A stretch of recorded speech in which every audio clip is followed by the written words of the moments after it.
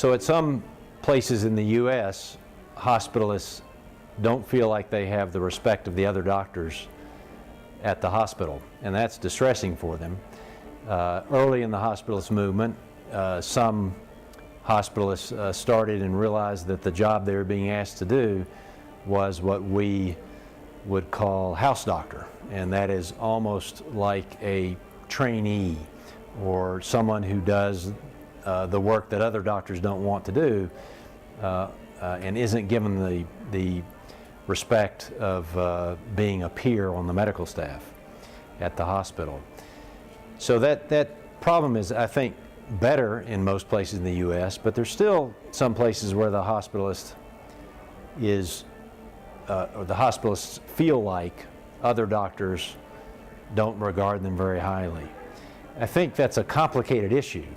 In some cases, the hospitalists themselves are contributing to it by not conducting themselves the same way other doctors do. For example, the doctors might typically call one another by their first name, but the hospitalists insist on referring to other doctors as doctor and last name. That sort of creates a feeling of social distance. There may be, in many U.S. hospitals, a doctor's lounge where doctors visit and socialize and talk about things other than medicine. And in some cases, the hospitalists don't ever go in there. They avoid the chance to get to know other doctors at their hospital as a peer. So they're making this problem worse for themselves when they do that.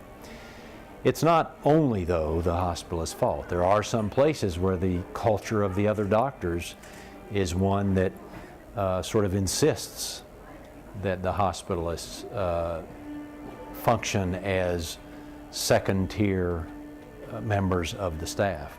And that's a cause for distress and much lower job satisfaction. Something that Brazilian hospitals should think carefully about and try to steer clear of that problem.